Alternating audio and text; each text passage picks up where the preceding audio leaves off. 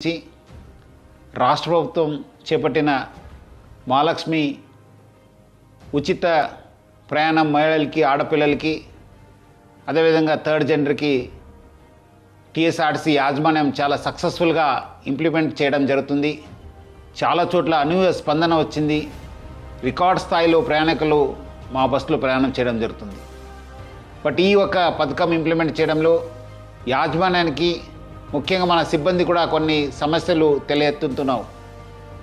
ముఖ్యంగా చాలామంది మహిళలు తక్కువ దూరంకి వెళ్ళే వాళ్ళు కూడా మన ఎక్స్ప్రెస్ బస్సులో ఎక్కి దూర ప్రాంతం వెళ్ళే ప్రయాణికులకి ఇబ్బంది కలిగించే విధంగా ప్రయాణం చేస్తున్నారు.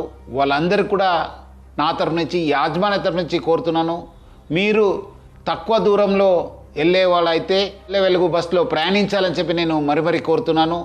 అదేవిధంగా కొంతమంది మహిళలు స్టేజ్ కాకుండా మధ్యలో రోడ్ మధ్యలో ఆపడము, లేదంటే ఎక్కడ కావాలో అక్కడ ఆపండి అని చెప్పి అడుగుతున్నారు. దీనివల్ల కూడా చాలా దూర ప్రాంతంలో వెళ్ళే వాళ్ళు కూడా చాలా ఇబ్బంది కలుగుతుంది. స్టేజ్ దగ్గర మాత్రమే మా బస్సు ఆగడం జరుగుతుంది. సో ముఖ్యంగా దీనివల్ల కూడా దూర ప్రాంతంలో వెళ్ళే వాళ్ళు వేరే ప్రయాణికులు కూడా మేలు జరుగుతుంది. మన కండక్టర్స్కి డ్రైవర్స్ కూడా బాగా జరుగుతుంది. లేదంటే కొన్ని చోట్ల మనకు చాలా ఇబ్బంది కలుగుతుంది. మన కండక్టర్స్ కూడా చాలా ఇబ్బంది పడుతున్నారు. ప్రజలు బాగా సహకరించారు. వాళ్ళందరూ కూడా నా తరఫు నుంచి యాజమాన్య తరఫున కూడా ధన్యవాదాలు తెలుపుతున్నాను.